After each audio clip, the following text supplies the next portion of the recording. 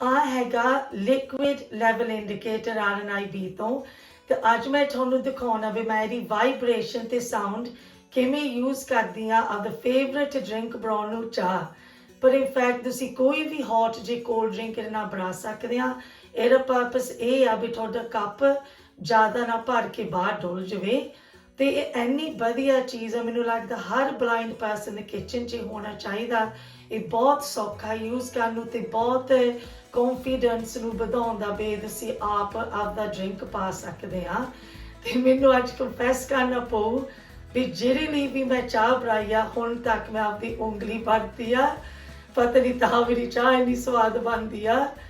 ਤੇ ਕਈ ਵਾਰੀ ਮੇਰੇ ਐਕਸੀਡੈਂਟ ਹੋਇਆ ਵੀ ਮੇਰਾ ਕੱਪ ਵੱਧ ਭਰ ਗਿਆ ਤੇ ਪਾਣੀ ਡੋਲ ਕੇ ਮੇਰੇ ਢਿੱਡ ਤੇ ਜੇ ਮੇਰੇ ਹੱਥ ਤੇ ਡੋਲਿਆ। ਸੋ ਇਹ ਬਹੁਤ ਵਧੀਆ ਇਨਵੈਂਸ਼ਨ ਆ। ਇਹ ਪਲਾਸਟਿਕ ਡੱਬੀ ਆ ਤੇ ਇਹਦੇ ਉੱਤੇ ਹੈਗੇ ਆ 3 ਨਿੱਕੀ ਡੰਡੀਆਂ ਤੇ ਸਿੰਪਲੀ ਤੁਸੀਂ ਇਹਨੂੰ ਆਪਦੇ ਕੱਪ ਦੇ ਐਜ ਜਿਹੜੇ ਵੀ ਕੁਝ ਤੁਸੀਂ ਵਰਤ ਰਹੇ ਆ ਉਹਦੇ ਉੱਤੇ ਲਮਕਾ ਦੇਣਾ ਤੇ ਡੰਡੀਆਂ ਅੰਦਰਲੇ ਪਾਸੇ ਕੱਪ ਦੇ ਵਿੱਚ ਹੋਣ ਤੇ ਫਿਰ ਤੁਸੀਂ ਸ਼ੁਰੂ ਕਰਨਾ ਪੋਰ ਕਰਨ ਨੂੰ। ਤੇ ਲੱਗਦਾ ਪੇਸ਼ੈਂਸ ਤੇ ਟਾਈਮ ਟਰਸਟ ਕਰਨ ਨੂੰ ਵੀ ਅਲਾਰਮ ਵੱਜੂਗਾ, ਪਰ ਬਹੁਤ ਰਿਲਾਇਬਲ ਆ ਤੇ RNIB ਇੰਸਟਰਕਸ਼ਨ ਭੇਜਦੇ ਆ ਵੀ ਕਿਵੇਂ ਬੈਟਰੀ ਨੂੰ ਟੈਸਟ ਕਰਨ ਨੂੰ।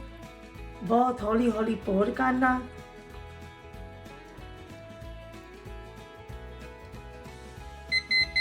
ਤੇ ਜਦੋਂ ਨੀਲੀ ਟੌਪ ਦੇ ਉੱਤੇ ਆ ਗਿਆ ਆ ਆਵਾਜ਼ ਬਣਾਓ ਤੇ ਫਿਰ ਤੁਸੀਂ ਪਾਉਣਾ ਆਪਦਾ ਦੁੱਧ ਤੇ ਫਿਰ ਆ ਤੇਜ਼ ਸਾਊਂਡ ਬਣਦੀ ਆ ਜਦੋਂ ਸਿਰੇ ਤੇ ਆ ਗਿਆ। ਤੇ ਸਭ ਤੋਂ ਵਧੀਆ ਵੀ ਤੁਸੀਂ ਆਪਦੇ ਫ੍ਰਿਜ ਦੇ ਉੱਤੇ ਸਟਿਕ ਕਰ ਸਕਦੇ ਆ, ਫਿਰ ਇਹ ਕਿਹਦੀ ਗਵਾਚੂਗਾ ਨਹੀਂ। ਤੇ ਤੁਸੀਂ ਮੋਰ ਡੀਟੇਲ ਡਿਸਕ੍ਰਿਪਸ਼ਨ ਦੇ ਬਿਲੋ ਦੇ ਵਿੱਚ ਲੱਭ ਸਕਦੇ ਆ। ਸੀ ਯੂ ਗਾਇਜ਼।